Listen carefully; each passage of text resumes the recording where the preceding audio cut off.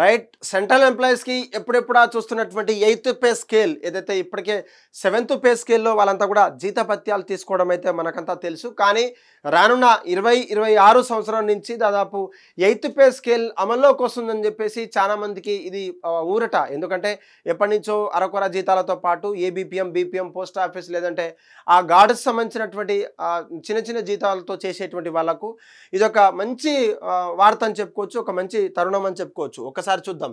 8వ వేతన సంఘం విధి విధానాలకు కేంద్రం ఆమోదం. వచ్చే ఏడాది జనవరి 1 నుంచి సిఫార్సులు అయ్యే విధంగా అవకాశం. కమిషన్ జస్టిస్ రంజన దేశాయ్ సారథ్యంలో దాదాపు 50 లక్షల మంది ఉద్యోగులు, 69 లక్షల మంది పింఛన్దారులకు ప్రయోజనం. ప్రత్యక్షంగా పరోక్షంగా ప్రయోజనం. బీహార్ ఎన్నికల వేళ ఎన్డీఏ కీలక నిర్ణయాలు తీసుకున్నట్లు, దీంతో పాటు యూరియా ఇతర ఎరువులపైన కూడా సబ్సిడీని పెంపొందించే విధంగా కూడా, అంటే సబ్సిడీ ఏదైతే ఎక్కువ కాస్ట్ అయినటువంటి దాన్ని సబ్సిడీ కేంద్రం నుంచి కావచ్చు వచ్చేటువంటి సబ్సిడీ కూడా ఎక్కువ చేసేటువంటి, అంటే ఎరువులు కూడా కొంచెం లో కాస్ట్గా దొరికేటువంటి నిర్ణయాలు కూడా తీసుకున్నారు.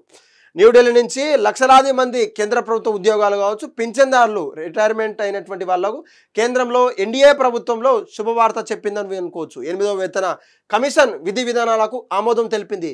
సుప్రీంకోర్టు మాజీ న్యాయమూర్తి రంజనా ప్రకాష్ దేశాయ్ కమిషన్కు సారథ్యంలో వహించనున్నారు. వచ్చే ఏడాది జనవరి 1 కల్లా ఈ యొక్క కమిషన్ సిఫార్సులు అమలులోకి వచ్చేటువంటి అవకాశం ఉంది. ఫలితంగా 50 లక్షల మంది కేంద్ర ప్రభుత్వ ఉద్యోగాలకు, 69 లక్షల మంది పింఛన్దారులకు ప్రత్యక్షంగా పరోక్షంగా ప్రయోజనం చేకూరుతుంది. మంగళవారం ప్రధాని నరేంద్ర మోడీ అధ్యక్షతన జరిగినటువంటి ఈ సమావేశంలో కేంద్ర మంత్రి 8వ వేతన సంఘం విధి విధానాలకు ఆమోదం తెలుపుతూ నిర్ణయం తీసుకుంది. ఈ మేరకు ప్రభుత్వం ఒక ప్రకటన విడుదల చేసింది. దీని ప్రకారం 8వ వేతన సంఘం ఏర్పాటైనప్పటి నుంచి 19 లోపల ఇది అమలయ్యే విధంగా, అంటే దాదాపు ఏదైతే 18 months లోపల అమలయ్యే విధంగా కూడా చూడాలని చెప్పేసి వాళ్ళు చెప్తున్నారు. దానికి సంబంధించినటువంటి న్యూస్ కాస్త కూడా కొంచెం వైరల్గా మారిందని చెప్పుకోవచ్చు. ఇది కేంద్ర ప్రభువులకు ఒక మంచి తీపి కబురు అని చెప్పుకోవచ్చు. తుది నివేదిక సమర్పణకు 18 నెలల గడువు 2026 నాటికి వచ్చేటువంటి అవకాశం. దాదాపు 50 లక్షల మంది ఉద్యోగులు, 69 లక్షల మంది పెన్షన్దారులకు, ఎవరైతే రిటైర్మెంట్ బెనిఫిట్స్ పొందుతున్నటువంటి వాళ్ళకు కూడా ఈ ఫలాలు అందించేటువంటి పరిస్థితి కనిపిస్తూ ఉంది. 8వ సవరణ సంఘం విధి విధానాలకు ఆమోదం తెలిపినటువంటి మాట మీకంతా తెలుసు. రానున్న 7th పే స్కేల్లో ఉద్యోగులు ఎవరైతే ఉన్నారో రానున్న జనవరి నుంచి కావచ్చు, వచ్చే సంవత్సరం ఏడాది నుంచి కొన్ని రోజుల్లో అమలయ్యేటువంటి విషయంకు కొంచెం హ్యాపీనెస్ అని చెప్పుకోవచ్చు. 7th పే స్కేల్ డిగ్నిటరీస్ ఎలా ఉంటాయి, లేదంటే వాళ్ళకు ఉన్నటువంటి జాబ్స్ ఎలా ఉంటాయి ఒకసారి పై చార్ట్లో కావచ్చు, లేదంటే కామన్ చార్ట్లో ఒకసారి మనం చూసేటువంటి ప్రయత్నం చేద్దాం. ఏదైతే సెంట్రల్లో పనిచేసేటువంటి ఎంప్లాయీస్ ఎవరైతే ఉన్నారో 7th పే స్కేల్ నుంచి 8th పే స్కేల్లో వాళ్ళ కొంచెం బెనిఫిట్ అయిన తర్వాత వాళ్ళ ఎక్స్పెక్టెడ్ శాలరీస్ ఏంటి, లేదంటే కరెంటు బేసిక్ ఏందో కూడా మనం ఈ చార్ట్ ద్వారా తెలుసుకునేటువంటి ప్రయత్నం చేద్దాం. 8th pay commission expected salaries revisions for central government employees as per the media reports. Fitment factor 2.86గా కూడా మనకు నమోదవుతూ ఉంది. ఈ యొక్క సెక్షన్ ఆఫీసర్స్ లెవెల్ 1 కావచ్చు, అటెండెన్స్ కావచ్చు, సపోర్ట్ స్టాఫ్ కావచ్చు, లెవెల్ 2లో లోయర్ డివిజన్ క్లర్క్స్ కావచ్చు, లెవెల్ 3లో constables, skill public service staff కావచ్చు, లెవెల్ 4లో గ్రేడ్ స్టెనోగ్రాఫర్స్ కావచ్చు, జూనియర్ క్లర్క్స్ సంబంధించినటువంటి, లెవెల్ 5లో సీనియర్ క్లర్క్స్ కావచ్చు, హయ్యర్ లెవెల్ టెక్నీషియన్ స్టాఫ్ అంతా కూడా, లెవెల్ 6లో ఇన్స్పెక్టర్స్, సబ్ ఇన్స్పెక్టర్స్ పోలీస్ సంబంధించినటువంటి ఆ స్థాయి కావచ్చు, లెవెల్ 7లో సూపరింటెండెంట్స్ కావచ్చు, లేదంటే సెక్షన్ ఆఫీసర్స్, అసిస్టెంట్ ఇంజనీర్స్ అంతా కూడా లెవెల్ 7లో వస్తాయి. లెవెల్ 8లో senior section officers cum assistant audit ఆఫీసర్లో కూడా లెవెల్ 8లో వస్తాయి. లెవెల్ 9లో డిప్యూటీ సూపరింటెండెంట్స్తో పాటు అకౌంట్స్ ఆఫీసర్ అంతా కూడా లెవెల్ 9లో వస్తాయి. లెవెల్ 10లో గ్రూప్ 1A క్యాడర్ కావచ్చు, లేదంటే ఎంట్రీ లెవెల్ సివిల్ సర్వీసెస్ ఆఫీసర్లు కూడా యూపీఎస్సీకి సంబంధించినటువంటి వాళ్ళంతా కూడా దీంట్లో వచ్చేటువంటి అవకాశం ఉంది. ఒక్కసారి ఎప్పుడెప్పుడు పెరిగింది, లేదంటే గతంలో ఎప్పుడెప్పుడు దాన్ని రివైజ్ చేశారనేటువంటి ప్రయత్నం ఒక్కొక్కసారి మనం చేసేటువంటి ప్రయత్నం చేద్దాం. ఎన్ని పే స్కేల్స్ ఎప్పటి నుంచి అమలు అవుతున్నాయని చెప్పిద్దాం. ఫస్ట్ పే స్కేల్ వచ్చేసి 1964 నుంచి 1947, ఏదైతే 1 year మాత్రమే ఉందని చెప్పుకోవచ్చు. దానికి మినిమం పే 55 రూపాయలు మాత్రమే శాలరీ ఉంది, మ్యాక్సిమం పే 2000 మాత్రమే శాలరీ ఉంది. అది 1 పే స్కేల్. ఆ సెకండ్ పే స్కేల్ వచ్చేసి 1957తో పాటు 1959 వరకు దాదాపు 2 సంవత్సరాల వరకు ఆగుంది. అప్పుడు 50 రూపాయలు ఉన్నటువంటి జీతం రూపాయలుగా పెరిగింది. 2000 ఉన్నటువంటి మాక్సిమం జీతం 3000 కూడా పెరిగినట్టుగా కూడా మనకు సమాచారం అనేది. థర్డ్ పే స్కేల్ వచ్చేసి 1970 నుంచి 1973 గతంలో ఉన్నటువంటి థర్డ్ పే స్కేల్ కూడా 3 సంవత్సరాలు అమల్లో ఉంది. ఆ 80 రూపాయలు కాస్త 180 రూపాయలు, మినిమం పే వచ్చేసి 185 రూపాయలుగా, మాక్సిమం పే వచ్చేసి 3500 రూపాయలుగా కూడా ఇక్కడ మనకు పెరిగినటువంటి అవకాశం ఉంది. అదేవిధంగా ఫోర్త్ పే స్కేల్ వచ్చేసి 1983, 1986 గతంలో చూసుకున్నటువంటి ఫోర్త్ పే 3 సంవత్సరాలు కూడా ఉంది. మినిమం పే 750 రూపీస్గా, మాక్సిమం పే 8000 రూపీస్గా కూడా పురోగతి చెందిందని చెప్పవచ్చు. అదేవిధంగా ఫిఫ్త్ పే స్కేల్ చూద్దాం. 1994 నుంచి 1997 వరకు దాదాపు 750 రూపాయలు ఉన్నటువంటి మినిమం పే 2550 రూపాయలకు చేరుకుంది. మాక్సిమం పే వచ్చేసి 26000కు చేరుకున్నటువంటి సందర్భం ఇది. ఇది కొంచెం బిగ్ రివల్యూషన్ అని చెప్పుకోవచ్చు. 8000 నుంచి 26000 పెరగడం అంటే మోర్ దెన్ 3:3 కూడా మనకు ఒక్కసారి చూసేటువంటి గమనించేటువంటి పరిస్థితి.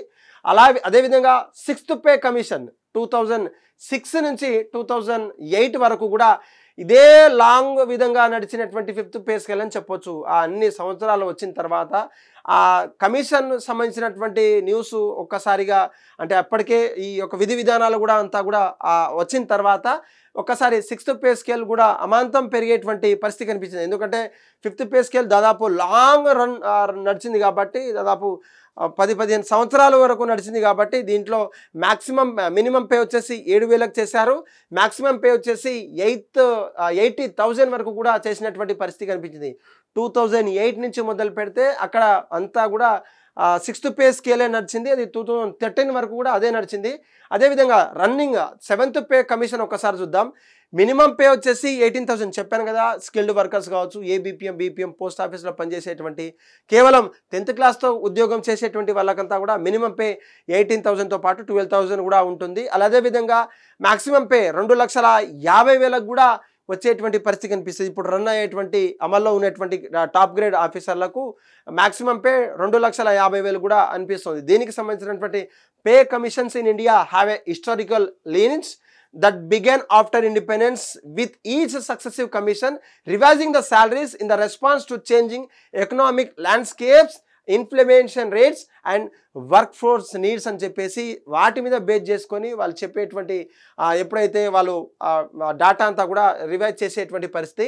ఇప్పుడు మనం 8th పే స్కేల్ ఏ విధంగా ఉంటుంది, దానికి సంబంధించినటువంటి ఎలా ఉంటుందో కూడా చూద్దాం.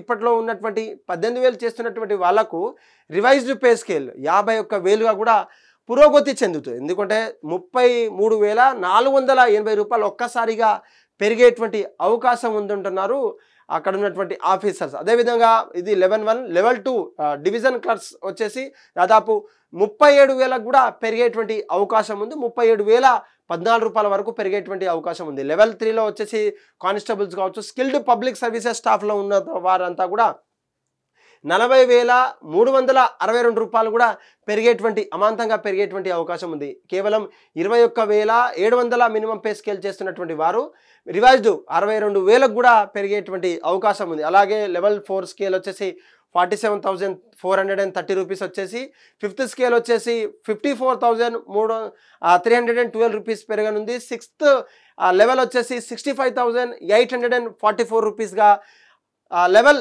7th లెవెల్ వచ్చేసి 83,514 రూపీస్గా, లెవెల్ 8 వచ్చేసి 88,536 రూపీస్ పెరిగేటువంటి విధంగా, లెవెల్ 9 వచ్చేసి 98,766 రూపీస్ ఒక్కసారిగా పెరిగేటువంటి విధంగా, లెవెల్ 10 వచ్చేసి ఏదైతే గ్రూప్ 1 ఆఫీసర్లు కావచ్చు, ఎంట్రీ లెవెల్ ఆఫీసర్లు అంతా కూడా 1,04,346 రూపాయలు కూడా అమాంతంగా పెరిగేటువంటి 8th పే స్కేల్. ఇది సెంట్రల్ ఎంప్లాయీస్కి ఒక మంచి తరుణం అని చెప్పుకోవచ్చు. ప్రతిసారి రైల్వేలో కావచ్చు, ఆర్మీలో కావచ్చు, లేదంటే సిఆర్పిఎఫ్ ప్రాణాలను కాపాడేటువంటి జవాన్లు ఉంటారు కాబట్టి ఇది ఒక మంచి తరుణం అని చెప్పుకోవచ్చు. అదేవిధంగా పోస్ట్ ఆఫీస్ నుంచి మొదలు పెట్టుకుంటే గ్రామాల్లో తిరిగి పోస్టులు పంచేటువంటి వాళ్ళు కావచ్చు, లేదంటే చిన్నకారు ఎవరైతే ఎంప్లాయీస్ అంతా ఉంటారో వీళ్ళకు ఒకసారి మంచి ఊరటని చెప్పుకోవచ్చు. దాదాపు వాళ్ళు ఎప్పటి నుంచో వెయిట్ చేసినటువంటి దాదాపు 2008 నుంచి మొదలు పెట్టుకుంటే 2009 నుంచి కూడా ఒకటే శాలరీ తీసుకున్నటువంటి వాళ్ళు జస్ట్ 16లో వరకు కూడా చేసేటువంటి దాదాపు 10-12-15 ఇయర్స్ అవ్వబోతున్నటువంటి సమయంలో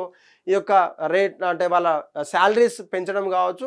ఆ శాలరీస్ సంబంధించినటువంటి న్యూస్ అంతా కూడా ఒక్కసారిగా నిన్న కేంద్ర యూనియన్ మినిస్టర్ల ఫోరంలో మీటింగ్ పెట్టారు కాబట్టి ఆమోదం కూడా తెలిపినటువంటి పరిస్థితి కనిపించింది. నరేంద్ర మోడీ దీని మీద ఆ పూర్తి వివరాలు కూడా ఆ ప్రెస్ మీడియా ద్వారా కావచ్చు లేదంటే స్థానికుల ద్వారా మీడియా ద్వారా నేషనల్ మీడియా ద్వారా కూడా తెలియజేశారు.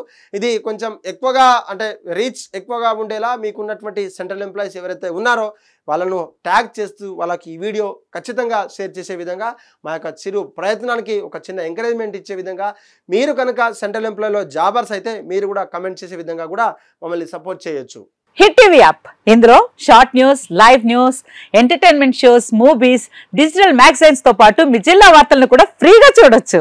ఇంకెందుకు ఆలస్యం, వెంటనే హిట్ టీవీ యాప్ ని డౌన్లోడ్ చేసుకుని ఫ్రీగా ఎంటర్టైన్మెంట్ పొందండి. Hit TV app. Hit TV app. Please download hit TV app. Hit TV app ని ఫ్రీగా డౌన్లోడ్ చేసుకుని ఎంజాయ్ చేయండి. మీకు నచ్చిన ఎంటర్టైన్మెంట్ కోసం హిట్ టీవీ యాప్ ని ఫ్రీగా డౌన్లోడ్ చేసుకుని ఎంజాయ్ చేయండి. హిట్ టీవీ యాప్ ని డౌన్లోడ్ చేసుకుని ఆస్వాదించండి, ఆశీర్వదించండి. ఇంతమంది సెలబ్రిటీలు హిట్ టీవీ యాప్ ని డౌన్లోడ్ చేసుకోండి అని చెప్తున్నారంటే ఎంత మంచి యాప్ ఆలోచించండి. అమెరికా అమెరికా అమెరికా అమెరికాలో చదవాలనుకునే వాళ్ళకి విశ్వసనీయమైన పేరు మన శౌర్య కన్సల్టెన్సీ. UK లో 1 year masters, UK లో 1 year masters, 2 years work permit up to 5 years visa. Contact Shaurya Consultancy. Contact 89851 89851.